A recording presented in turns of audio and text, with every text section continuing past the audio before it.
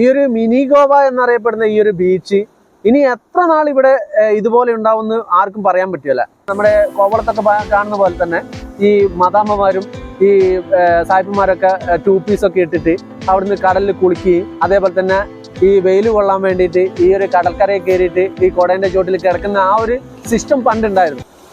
നമ്മളിപ്പോൾ ഉള്ളത് കോഴിക്കോട് ജില്ലയിലെ മിനി ഗോവ എന്നറിയപ്പെടുന്ന സ്ഥലത്താണ്.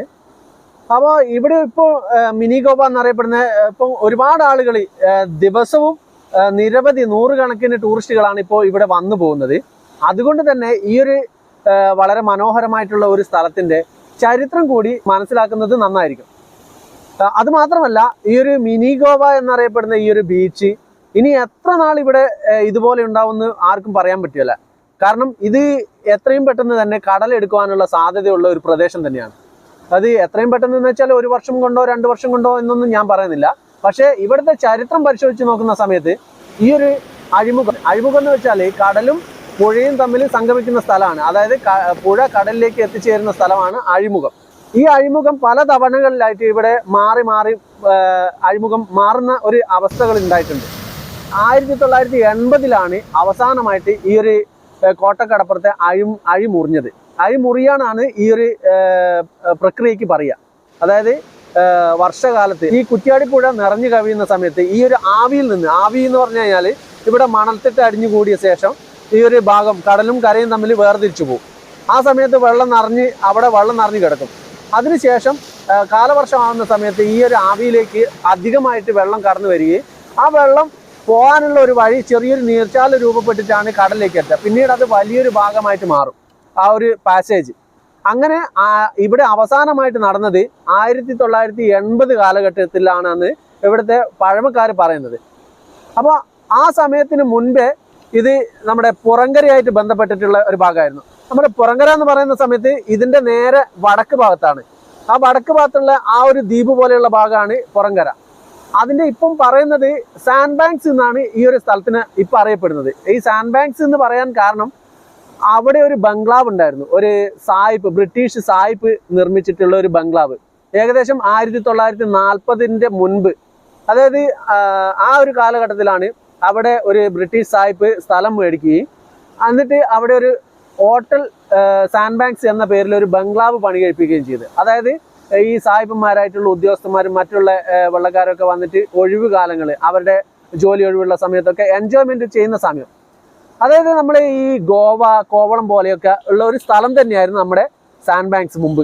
അത് ഇവിടെയുള്ള പഴയ ആളുകൾക്ക് അത് വ്യക്തമായിട്ട് ഓർമ്മ വരും. കാരണം ആ സമയത്ത് അവിടെ നമ്മുടെ കോവളത്തൊക്കെ കാണുന്ന പോലെ തന്നെ ഈ മദാമ്മമാരും ഈ സായിപ്പന്മാരൊക്കെ 2 പീസൊക്കെ ഇട്ടിട്ട് അവിടുന്ന് കടലിൽ കുളിക്കുകയും അതേപോലെ തന്നെ ഈ വെയിൽ കൊള്ളാൻ വേണ്ടിയിട്ട് ഈ ഒരു കടൽക്കരയിൽ കയറിയിട്ട് ഈ കുടേൻ്റെ ചോട്ടിൽ കിടക്കുന്ന ആ ഒരു സിസ്റ്റം പണ്ടുണ്ടായിരുന്നു.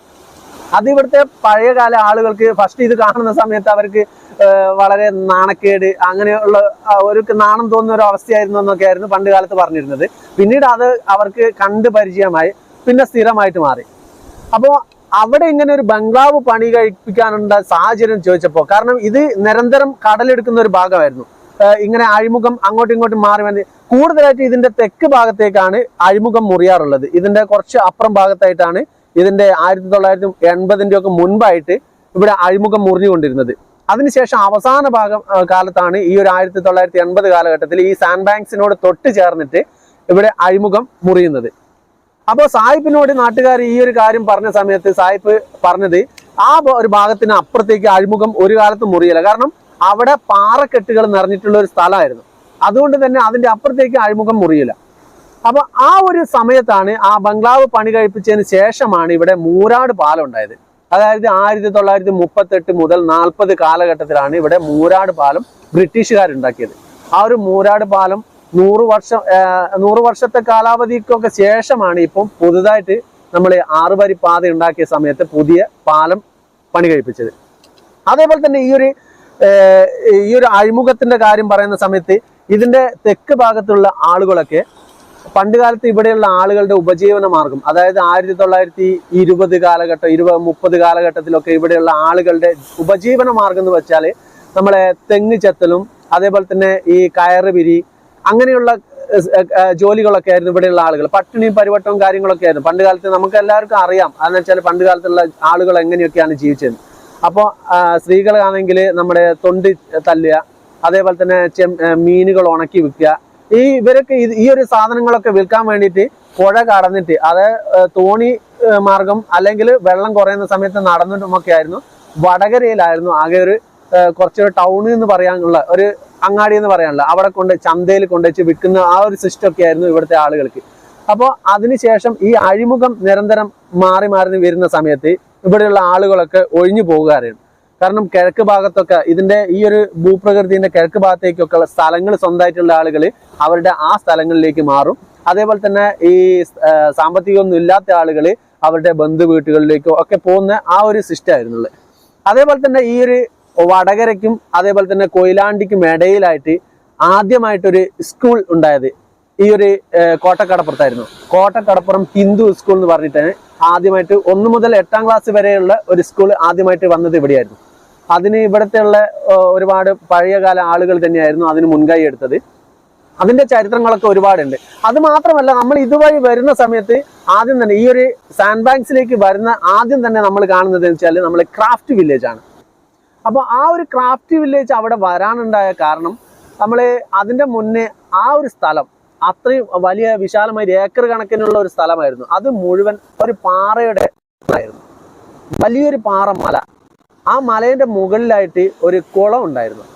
കാരണം ആ ഒരു പാറ അവിടെ ഈ ഒരു അവസ്ഥയിൽ തന്നെ അവിടെ ഉണ്ടായിരുന്നെങ്കിൽ അതും ഒരു ടൂറിസ്റ്റ് പ്ലേസ് ആയി മാറുമായിരുന്നു. കാരണം അതിന്റെ മുകളിൽ കയറി നിന്ന് കഴിഞ്ഞാൽ ഈ കറക്റ്റ് ഇവിടെയുള്ള ഈ ഒരു കടലിന്റെ വ്യൂ, അതായത് നമ്മളെ സൂര്യാസ്തമയം കാണാം. അതേപോലെ തന്നെ കിഴക്ക് ഭാഗത്തേക്ക് നോക്കി കഴിഞ്ഞിട്ടുണ്ടെങ്കിൽ നമുക്ക് സൂര്യോദയവും കാണാൻ പറ്റും. അത്രയും നല്ല സ്ഥലമായിരുന്നു.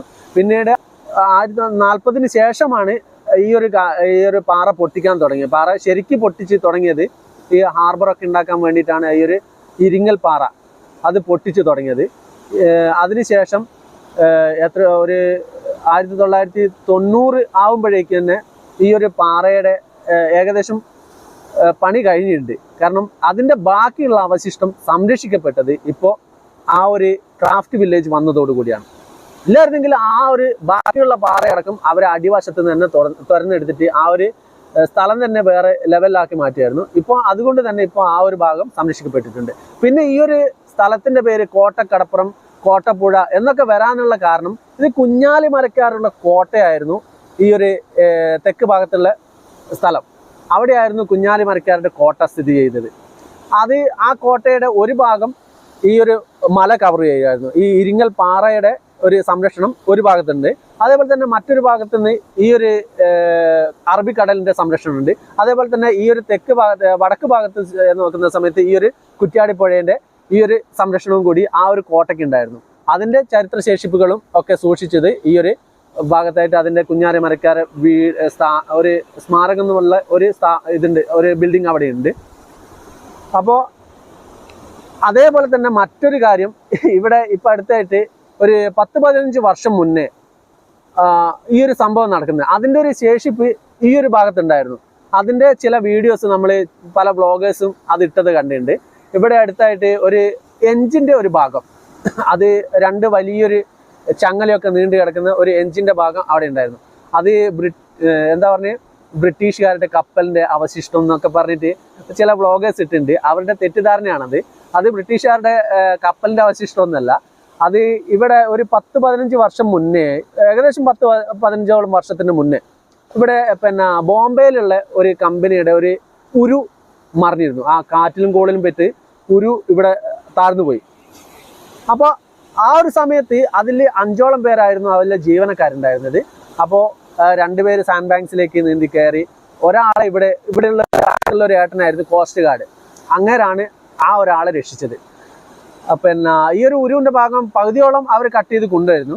അങ്ങനെ ആ കട്ട് ചെയ്യാൻ കൊണ്ടുവന്ന ക്രെയിനിന്റെ അവശിഷ്ടമായിരുന്നു ആ ഒരു സ്ഥലത്തുണ്ടായത്. അല്ലാണ്ട് ബ്രിട്ടീഷുകാരുടെ കാലത്തുള്ള കപ്പലിന്റെ അവശിഷ്ടമൊന്നുമല്ല.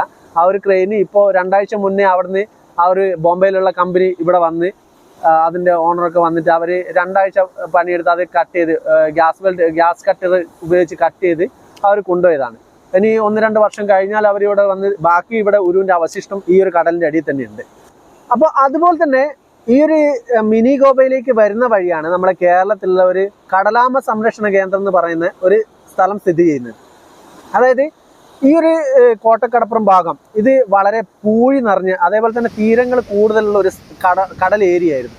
അതുകൊണ്ട് തന്നെ കടലാമകൾ യഥേഷ്ടം വന്നിട്ട്, അത് മാത്രമല്ല ഈ ഒരു ഭാഗത്ത് വളരെ ജനങ്ങൾ വളരെ കുറവായിരുന്നു ഈ ഒരു ഭാഗത്ത് പണ്ട് കാലത്ത്. അതുകൊണ്ട് തന്നെ ഇവിടെ കടലാമകൾ വന്നിട്ട് മുട്ടയിട്ട് തിരിച്ചു പോകുന്ന ആ ഒരു ഭാഗമായിരുന്നു ഇത്.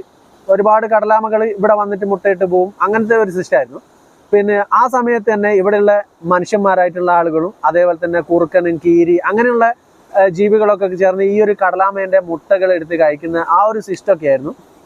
പിന്നീട് ഒരു സമയത്ത് ഇവിടുത്തെ ആളുകളൊക്കെ, യുവാക്കളായിട്ടുള്ള ആളുകളൊക്കെ ചൂട് കാലത്തും അങ്ങനെ കണ്ട സമയത്തൊക്കെ നമ്മൾ കടൽത്തീരത്ത് പോയിട്ട് കിടന്നുറങ്ങുന്ന ആ ഒരു സിസ്റ്റം, അല്ലെങ്കിൽ കടൽത്തീരത്ത് പോയിട്ട് കിടന്നിട്ട് നമ്മൾ കഥ പറഞ്ഞിട്ട് കിടക്കുന്ന ആ ഒരു സിസ്റ്റമൊക്കെ ഇല്ലേ. അപ്പോൾ അങ്ങനെയുള്ള ഒരു ദിവസമാണ് ഇവരിത് കാണുന്നത്. ഒരു കടലാമ കയറി വന്നിട്ട് അതിൻ്റെ തീരത്ത് വന്നിട്ട് കുഴി കുഴിച്ച് മുട്ടയിട്ട് പോകുന്നത്. അപ്പോൾ അന്ന് അവർ ആ ഒരു കാഴ്ച കണ്ട് അത് അവരിൽ ഒരുപാട് ചിന്തകൾ ഉണ്ടാക്കി. അങ്ങനെ അവർ ഈ ഒരു കടലാമേൻ്റെ മുട്ട സംരക്ഷിക്കണം എന്നുള്ള തീരുമാനത്തിലേക്ക് ആ ഒരു കൂട്ടം യുവാക്കൾ പോവുകയും അതിന് ഏറ്റവും വലിയ വിലങ്ങുതടിയായി നിന്നതെന്ന് വെച്ചാൽ ഇവിടെ മണലെടുപ്പ് വളരെ രൂക്ഷമായിരുന്നു. ആ മണലെടുക്കുന്ന സമയത്ത് ആ കടലാമയ്ക്ക് കയറി വരാനും അങ്ങനെയുള്ള ബുദ്ധിമുട്ടും ഈ മുട്ടയിടുന്നത് മുട്ട നശിപ്പിക്കപ്പെടാനുള്ള സാധ്യതകളൊക്കെ കൂടുതലുള്ളതും കൊണ്ട് തന്നെ ഈ യുവാക്കൾ ഫസ്റ്റ് എതിരിടേണ്ടി വന്നത് ഈ ഒരു മണലെടുക്കുന്ന മാഫിയയാണ്. അങ്ങനെ അവരുമായിട്ട് അടിപിടി ഉണ്ടാവുകയും അങ്ങനെയുള്ള ഒരുപാട് ചരിത്രങ്ങളുണ്ട്. അതിനുശേഷമാണ് ഇവിടെ ജനങ്ങൾക്ക് ബോധവൽക്കരണം നടത്താൻ വേണ്ടി ഈ യുവാക്കൾ ഈ ഫോറസ്റ്റ് ഡിപ്പാർട്ട്മെന്റിനെ സമീപിച്ച് അവരെ കൂട്ടിക്കൊണ്ടുവന്ന് അവരെ ബോധവൽക്കരണ ക്ലാസ് ഒക്കെ എടുത്ത് അങ്ങനെ ആ ഒരു രീതിയിലാണ് ഇവിടെ തീരം എന്ന കടലാമ സംരക്ഷണ കേന്ദ്രവും അതിൻ്റെ ആളുകളും രൂപപ്പെട്ടു വന്നത്. അതിൻ്റെ ബേസ് ചെയ്തിട്ട് ഇപ്പോൾ നിരവധി എത്രയോ തവണ പല അവാർഡുകളും ഇവർക്ക് കിട്ടിയിട്ടുണ്ട്. എത്രയോ തവണ ഇവിടെ നിരവധി കടലാമ കുഞ്ഞുങ്ങളെ വിരിയിപ്പിച്ച് അവരെ കടലിലേക്ക് ഒഴുക്കി വിട്ട് ഇപ്പം വളരെ കുറച്ചാണ് മുട്ടകൾ കിട്ടാറുള്ളൂ. കഴിഞ്ഞ ഒരു ഒക്ടോബർ മാസത്തിൽ ഇവിടെ കുറച്ച് മുട്ട കിട്ടിയിട്ട് അത് വിരിഞ്ഞ് കടലിലേക്ക് അവർ ഇറക്കി വിട്ടിട്ടുണ്ട്. അതൊക്കെ എല്ലാവരും വന്നിട്ടുള്ള കാഴ്ചകളാണ്. പിന്നെ ഇത്രയൊക്കെയാണ് ഈ ഒരു നമ്മുടെ സാൻഡ് ബാങ്ക്സിനെ കുറിച്ചും അതേപോലെ തന്നെ പ്രധാനമായിട്ട് നമ്മുടെ മിനി ഗോവയെക്കുറിച്ചും ഒക്കെ എനിക്ക് പറയാനുള്ള എൻ്റെ അറിവിലുള്ള ചെറിയ ചരിത്രങ്ങൾ. അപ്പോൾ നമ്മൾ ഒരു സ്ഥലത്ത് പോവുകയാണെങ്കിൽ അതിൻ്റെ മുൻകാല ചരിത്രവും കൂടി മനസ്സിലാക്കി കഴിഞ്ഞാൽ നമുക്ക് ആ ഒരു ഏരിയനെ നല്ല രീതിയിൽ ആസ്വദിക്കാനും അതിൻ്റെ ആ ഒരു അറ്റ്മോസ്ഫിയർ നമുക്ക് അനുഭവിക്കാനും കഴിയുള്ളൂ. ഇതുപോലെ തന്നെയാണ് ഇനി നമ്മൾ അടുത്ത വീഡിയോയിൽ ചെയ്യാൻ പോകുന്നത്. നമ്മളെ തിക്കോടിയുള്ള ഡ്രൈവിൻ ബീച്ചും അതേപോലെ തന്നെ നമ്മളെ അകലാപ്പുഴയിലുള്ള ഒരു ടൂറിസ്റ്റ് പ്ലേസും വന്നിട്ടുണ്ട്. അപ്പോൾ അതിൻ്റെ ഒരു ചരിത്രം കൂടി നമ്മൾ അടുത്ത വീഡിയോയിൽ പറയുന്നതായിരിക്കും. അപ്പം എല്ലാവരും എൻ്റെ ചാനലിൽ സബ്സ്ക്രൈബ് ചെയ്യുക. അതുപോലെ തന്നെ ഈ വീഡിയോ നിങ്ങൾക്ക് ഇഷ്ടപ്പെട്ടിട്ടുണ്ടെങ്കിൽ നിങ്ങൾ ചാനൽ സബ്സ്ക്രൈബ് ചെയ്യുക. അതേപോലെ തന്നെ വീഡിയോയ്ക്ക് ലൈക്ക് ചെയ്യുക, കമൻറ്റ് ചെയ്യുക.